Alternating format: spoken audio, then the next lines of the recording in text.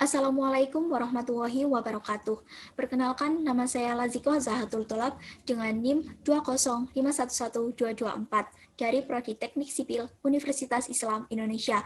Pada kesempatan kali ini, saya akan membahas mengenai pribadi bertakwa, kemudian integrasi iman, Islam, dan ihsan dalam membentuk insan kamil.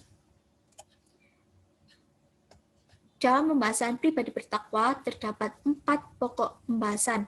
Yang pertama, ciri-ciri orang bertakwa, kemudian kemuliaan orang yang bertakwa, yang ketiga, takwa dan kesalehan pribadi, dan yang keempat ialah takwa dan kesalehan sosial. Pada interaksi iman, Islam, dan ihsan dalam membentuk insan kamil juga terdapat 4 pokok bahasan, meliputi pengertian iman, Islam, dan ihsan, relasi iman, Islam, dan ihsan dalam ajaran Islam, kemudian pengertian insan kamil, dan yang terakhir ialah pendidikan Islam membentuk insan kamil. Kita masuk ke pembahasan yang pertama, ciri-ciri orang yang bertakwa. Sebelumnya kita perlu mengetahui apa itu orang yang bertakwa.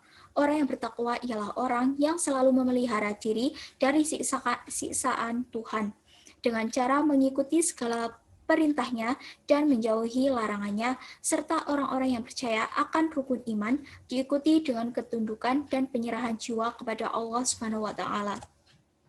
Terdapat 5 ciri khusus orang yang bertakwa. Yang pertama ialah dermawan. Orang yang dermawan ialah orang yang selalu berniat baik kepada orang lain dalam keadaan susah maupun senang. Ciri yang kedua ialah sabar. Sabar dalam menghadapi cobaan yang menimpa.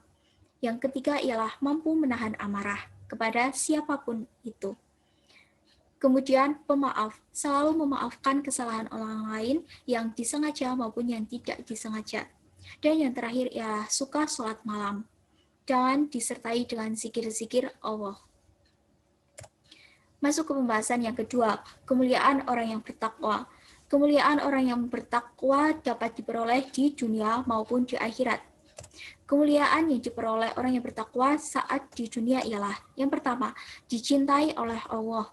Kedua, mendapatkan pujian Allah, janji pembalasan, dan karunia-Nya. Yang ketiga, selalu merasa ditemani dan diberi ketenangan. Yang keempat, selalu ditolong dan dilindungi Allah dari perbuatan orang zalim. Yang kelima, selalu diberi kelapangan dan kekayaan hati. Yang keenam, diberikan keberkahan dalam hidupnya. Dan yang ketujuh, doanya mustajab dan pembicaraannya tajam. Kemudian yang kedelapan ialah dibukanya kunci-kunci kekayaan langit dan bumi, dan yang terakhir ialah dihilangkan kesulitannya, selalu diberikan jalan keluar bagi masalahnya, dan diberikan rezeki dari jalan yang tidak pernah disangka-sangka. Kemudian kemuliaan yang didapat di akhirat. Yang pertama, diringankan dan dimudahkan Allah pada saat sakaratul maut. Yang kedua, diberikan keteguhan dalam mempertahankan makrifat serta keimanan kepada Allah. Yang ketiga, diselamatkan dari pertanyaan dan fitnah kubur. Yang keempat, ialah dimuliakan ruhnya oleh Allah. Yang kelima, diberikan syafaat dari para nabi dan rasul. Kemudian yang keenam, diberikan kitab catatan amal dari kanan atau depan. Yang ketujuh, dimudahkan dan diselamatkan dalam melintasi jembatan Shiratal Mustaqim. Yang kedelapan ialah diringankan dalam hisab atau perhitungan amal, bahkan sebagian di antara mereka diloloskan tanpa hisab.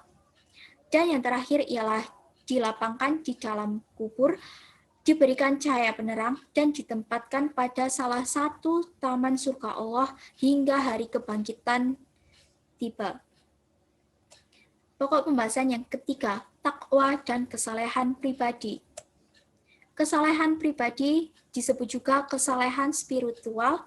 Hal ini karena kesalehan pribadi ini hanya mementingkan ibadah yang semata-mata berhubungan dengan Allah dan kepentingan diri sendiri. Sementara pada saat yang sama, mereka tidak pernah peka terhadap kepentingan sosial dan kurang menerapkan nilai-nilai Islam dalam kehidupan bermasyarakat. Pendek kata, kesalahan pribadi ini hanya mementingkan hablum minallah saja, tetapi tidak disertai dengan hablum minan nas. Penekanan kesalahan pribadi yaitu meliputi sholat, puasa, zakat, haji, dan zikir. Kemudian, pokok pembahasan yang keempat, takwa dan kesalehan sosial. Kesalahan sosial merupakan bentuk kesalahan yang tidak ditandai dengan ruku dan sujud, puasa, haji, melainkan juga ditandai oleh seberapa besar seseorang memiliki kepekaan sosial dan berbuat kebaikan untuk orang-orang di sekitar, sehingga orang tersebut merasa nyaman, damai, tentram dalam berinteraksi, bekerja sama, maupun bergaul dengannya. Contoh-contoh kesalahan sosial yang pertama, bersikap santun kepada orang lain, suka menolong, memperhatikan dan menghargai hak sesama, mampu berpikir berdasarkan perspektif orang lain, kemudian mampu berempati kepada orang lain. Pembahasan yang kelima, pengertian iman, Islam, dan ihsan. Di dalam agama Islam terdapat 3 tingkatan. Yang pertama, iman. Yang kedua, Islam, dan yang terakhir ialah ihsan. Pengertian iman.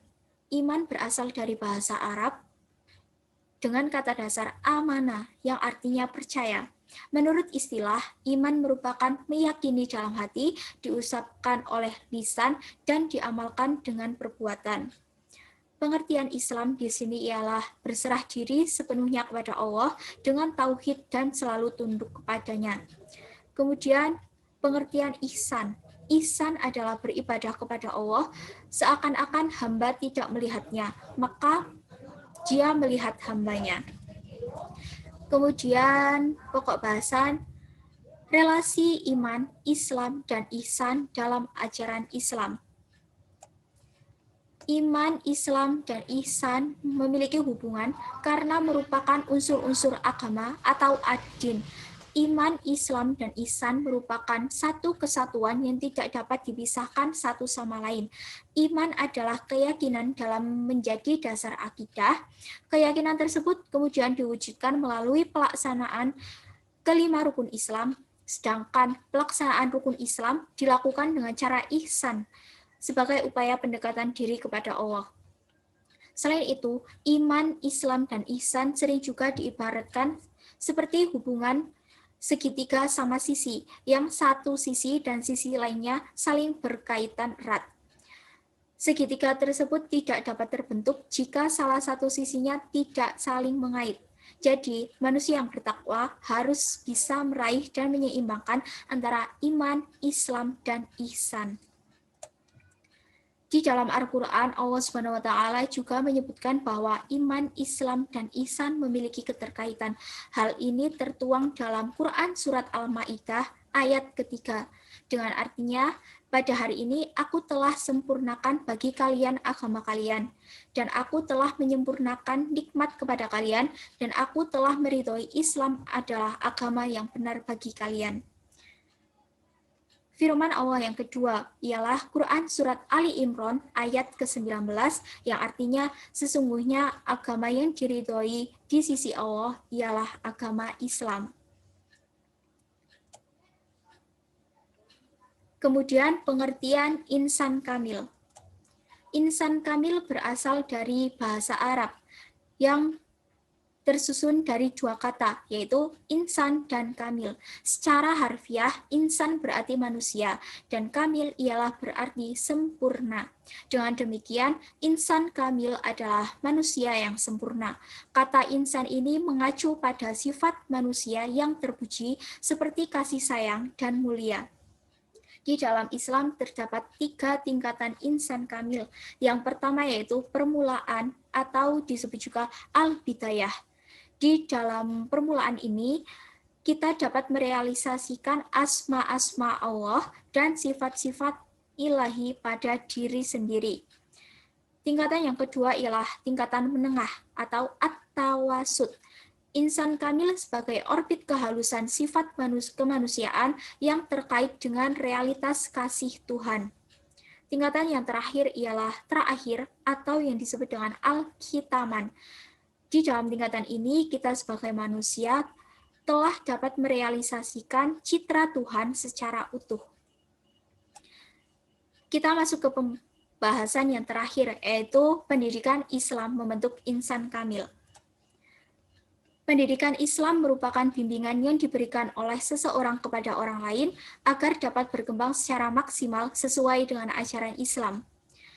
Muslim yang sempurna memiliki ciri-ciri yang pertama, memiliki akal yang cerdas dan pandai, yang kedua, memiliki jasmani yang kuat, yang ketiga, memiliki keteguhan hati dan untuk bertakwa kepada Allah, yang keempat, memiliki keterampilan yang tinggi, kemudian yang kelima ialah mampu menyelesaikan masalah secara ilmiah dan filosofis, yang keenam, mampu mengembangkan sains, dan yang terakhir ialah mampu mengembangkan filsafat. Ulama-ulama terdahulu telah melakukan upaya dalam membentuk insan kamil, yaitu dengan membentuk lembaga pendidikan yang berbasis Islam seperti pesantren, madrasah, maupun yang lainnya, beserta fasilitas yang mendukung. Kemudian mengembangkan kreativitas melalui seni seperti mengikuti ajang perlombaan kaligrafi maupun musabaqah tilawatul Quran untuk mengasah minat dan bakat anak-anak dalam mempelajari dan mengamalkan nilai-nilai Al-Quran. Upaya yang lainnya juga dapat dilakukan dengan mengembangkan minat dan bakat dalam pendidikan Islam. Terima kasih. Hal itu yang hanya bisa saya sampaikan. Semoga dapat bermanfaat. Wassalamualaikum warahmatullahi wabarakatuh.